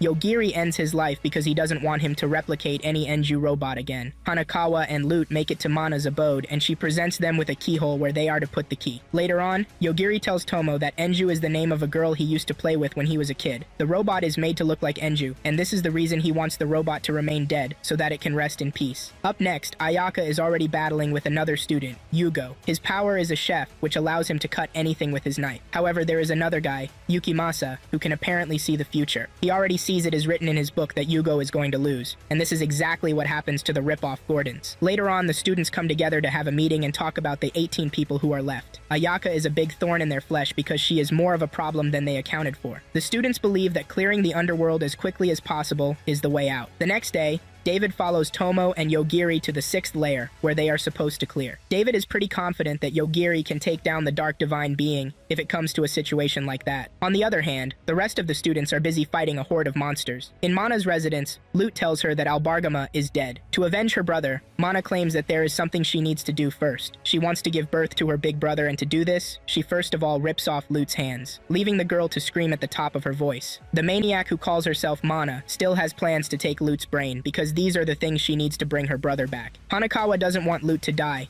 and he asks Mana if she is going to help. Mana accepts, but tells the retarded Fatso to undo the seal first. He puts the key in the keyhole, and with this, Mana seems to be finally free. Later on, Yogiri sees David moving like a brainless zombie. He is about to fall off a cliff when Yogiri jumps on him to stop him. What seems to be an underworld volcano starts to erupt under the rock that they are lying on, and it seems Yogiri is in trouble. Apparently, Haruto is behind all of these. Just then, things turn out for the worse when Cyan enters the room to tell them that she wants them to terminate themselves, and whoever is left standing among the students will be the one she is going to acknowledge. To make matters worse, the second alpha door is now open. While all of this is happening, Tomo is busy looking for Yogiri. Unknown to her, Yogiri and David have fallen into the red mist below them. Up next, Theodiza is taking out a bunch of demon traffickers when she runs into her sister Euphemia. In the students' hall, Cyan tells them that they have 1 hour before they start unaliving themselves. Whoever doesn't terminate anyone will be terminated. Anyone who tries to escape will also be unalived. The lone survivor of this freaking battle royale will be the winner of the trial, she says. Fukai decides to end Cyan before she is able to accomplish whatever it is that she wants to. He uses his ability on the girl, but she doesn't die. He wonders why she is not dead and thinks his powers are not working. The lady tells him that his powers are actually working, but she is reviving herself. Fukai tries this multiple times, but the result remains the same until Cyan gets tired of his shit and ends him. While looking for Yogiri, Tomo runs into Jiyuna and Mikochi, who seem to be running for their lives. On the other hand, Yogiri kills his momentum while he is falling, and with this, he is able to safely land with David in his hands. Once Mana is free of her seal, she tells Hanakawa and Lute to leave before she changes her mind. However, her insides start to spread fast because she is preparing for the birth of her big brother. Lute realizes that there is no room for escape, and she decides to sacrifice herself so that Hakanawa can be safe. She butts-kick the guy to send him flying and gives him a chance to escape with his life. It turns out that Euphemia, her sister, and Risley are heading to the capital to find Yogiri. Yogiri calls Tomo on the phone, and she lets him know that things are about to become freaking rough once the killings begin. Yogiri is on his own when Hakanawa shows up. Yogiri is surprised to see Hakanawa, and he reminds him that he told him that he is going to end him the next time he sees him, but Hakanawa denies this. He begs the Lord of Death to help him terminate the danger coming after him, and Yogiri unalives the slimy stuff that is after him. Hakanawa then asks Yogiri what he is doing in this lair. Yogiri replies that he crash-landed here, and he killed his momentum to survive. Hakanawa is shocked to hear this, and he starts to wonder if there is nothing that this asshole cannot eliminate. Hakanawa promises to take Yogiri to the 6th layer if he is going to protect him. Yogiri agrees to this, but tells Hakanawa that he has to piggyback David with them. Meanwhile, a student Kyoko, who is a gunslinger, is busy looking for who to eliminate when she runs into Ayaka. Yukimasa is monitoring the situation with his book. While going through the building,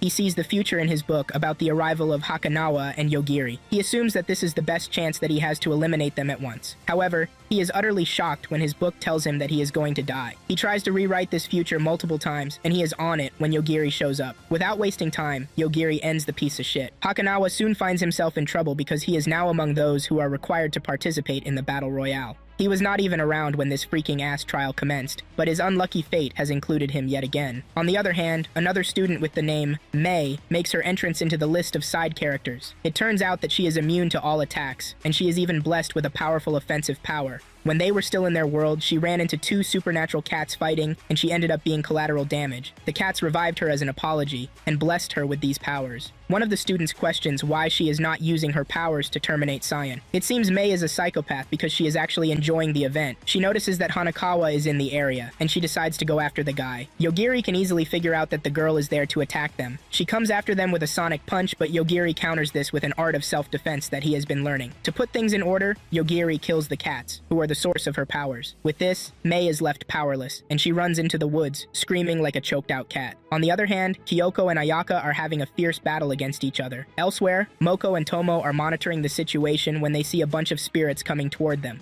The two are about to get defensive when Mikochi comes running toward them. It turns out that she is a necromancer. She also has a guardian spirit with the name of Tainu. Tomo gets envious of her guardian spirit, saying she wants one. She cannot believe that she is left with a dumbass guardian spirit like Moko. To make things worse, Mikochi is there to fight. She wastes no time in taking possession of Moko. She charges toward Tomo, but the girl manages to evade the attack. The tree in her path gets pulled down, and Tomo is shocked to see that Mikochi is actually very strong. Mikochi gets through to Tomo by getting rid of her battlesuit, but luckily for her, Yogiri arrives just in time. Yogiri slaps Hakunawa in the eyes to keep them shut. He knows Moko has been taken over by the greedy beach. Yogiri fears that he will be left with no choice but to unalive Moko. Meanwhile, Sora and some of the other students are fighting each other when Sora gets swallowed up by Mana's insides. The other students also share the same fate, except Haruto, who escapes thanks to his wings. Back to Mikochi, she gives Moko back and starts to awaken her own powers. She is acting all bossy and invincible until Yogiri ends her with just the usual word. After she is dead, Tomo's gear returns to her. The battle between Ayaka and the gunslinger continues, but it seems Ayaka is about to win. Yogiri and his friends also run into two other comrades. He is telling them of his plan to lure Sion out when a giant scary aura appears behind them. Yogiri immediately tells everyone to get behind him. An explosion suddenly occurs that covers the entire area. Ayaka is also caught in this, but she heals herself with the Dragon Heal command. Yogiri and those who are with him are safe. He tells them that there is the possibility that they were hit by what is called an annihilation bomb. On the other hand, Ayaka wants to continue with her vendetta, and the system tells her to release a bunch of her dragon teeth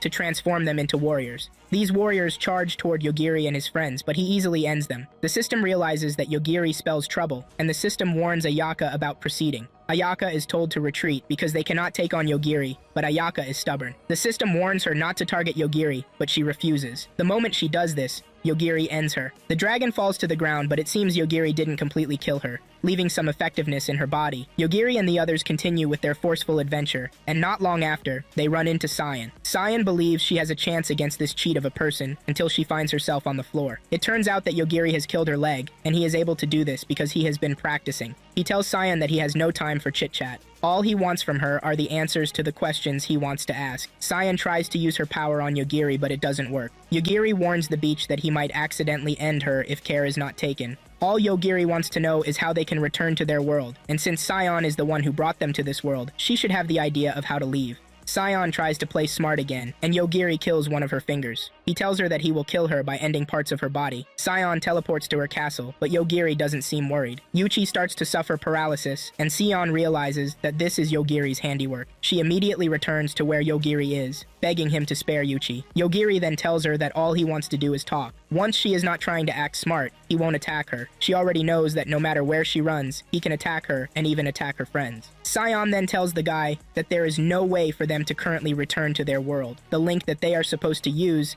has been weakened. Yogiri then asks for their world's coordinates, and Sion provides this. However, Sion tells him that there is another way. She brings out the Philosopher's Stone imbued in her body and hands it over to Yogiri. She tells him that having enough of this can actually get them back to their world. The stones can be found inside other sages. This means all the sages who have died at the hands of Yogiri had the Philosopher's Stone in them. However, these stones are said to have lost their power since Yogiri terminated them. They have no choice but to start looking for the rest of the sages who are still alive to collect their Philosopher's Stone. After Yogiri is done gathering intel, he decides that it is time to leave, because he never had the intention of terminating the sage. Just after he leaves, Sion is about to return to her castle when Mana's presence reaches her. Sion tries to teleport, but finds it difficult. Before she knows what is happening, her entire system has been disabled. She gets trapped inside of Mana's presence, but before she dies, she tells Mana that Yogiri will be the one to end her. Sion dies thinking of Yuichi, whom she left at the castle. Soon afterward, Mana's presence covers the entire capital. The giant defense robots deployed to tackle this are completely useless against Mana's presence. Ricky tries to do something with his sword, but this proves to be useless. Mana's disciple who betrayed the Divine King starts laughing hysterically about the resurrection of Mana. He is so unlucky that Yogiri and his friend emerge from the room behind him. Yogiri feels the guy's intention to terminate them, and he ends him before he can further do anything. Not long afterward,